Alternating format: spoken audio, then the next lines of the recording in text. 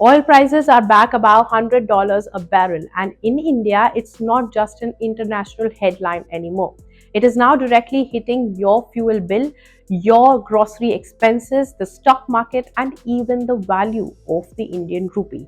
The ongoing conflict involving Iran and the United States has pushed global crude oil prices above the psychologically critical $100 mark. Because India imports nearly 85% of its crude oil needs, every jump in oil prices immediately creates pressure on the Indian economy. Now, the biggest impact is being seen at the petrol pumps. After years of relatively stable fuel prices, so petrol and diesel rates have started moving up again across multiple Indian cities and has been hiked by 4 rupees per litre. Now, the prices of petrol and diesel have been hiked twice in the last 7 days. Oil companies are already under pressure because crude oil prices had surged from below $75 per barrel earlier to nearly $120 during peak tensions before stabilizing around $100 to $105 range. As per the Petroleum Minister of India, Hardeep Singh Puri, state-owned OMCs have lost 1,000 crore rupees every single day in order to keep prices stable in the country. And this price hike creates a chain reaction across the Indian economy.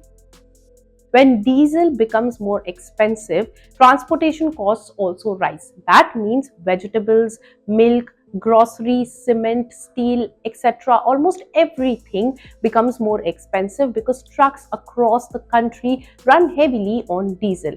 Airlines also get hit because aviation turbine fuel or jet fuel prices rise sharply with crude oil. So flight tickets also become more expensive.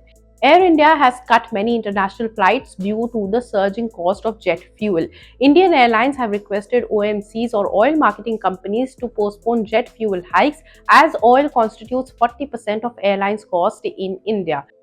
The stock market is also feeling the pressure.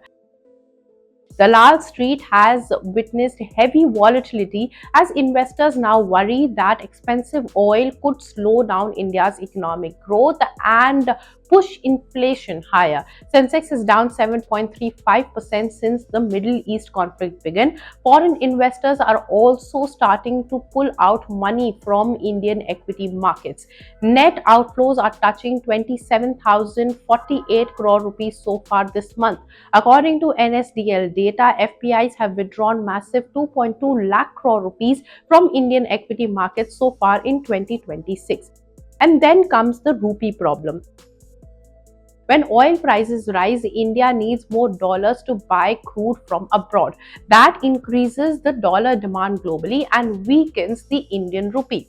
Now, a weaker rupee then makes imports even more costlier. So that creates a very dangerous cycle. Rupee had already fallen 5% in 2025 and now is also seeing a rough ride since the conflict started. The currency is falling to record lows repeatedly, and in this year alone, rupee has seen a decline of 5.5%, making it one of Asia's worst performing currencies.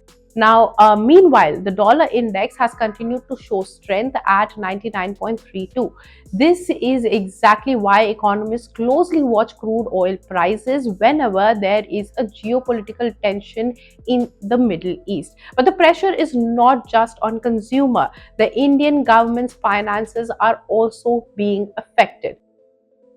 Higher oil import bill can widen India's trade deficit and increase subsidy burdens. After falling in March due to lower crude oil and gold imports, the import bill rebounded in April, rising 10% year on year.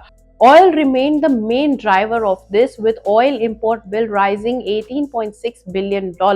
Now, the Indian crude basket stayed high at $114 per barrel. SBI has flagged risks from rising crude oil prices, estimating that every $10 per barrel increase could widen CAD or current account deficit by 20 to 25 basis points.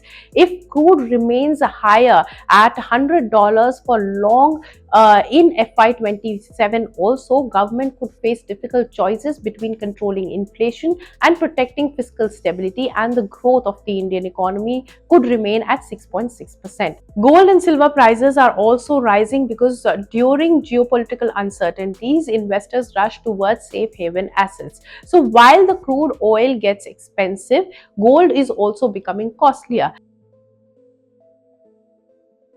India is trying to manage this crisis by diversifying crude imports from countries like Russia and maintaining refinery operations at extremely high capacity. US has also extended the waiver for India to buy sanctioned Russian oil to keep the prices calm across the world as of now. Indian Oil has said that its refineries are operating at over 100% capacity to maintain fuel supplies. But if oil prices stay above $100 a barrel for months, then the impact could become a much bigger problem. Higher inflation, slower growth, weaker rupee, costlier loans, and more pressure on India's middle class household budgets. Because for India, expensive oil is never just about petrol or diesel, it affects almost every part of the economy. If you like this video, then like, share and subscribe to ET Now.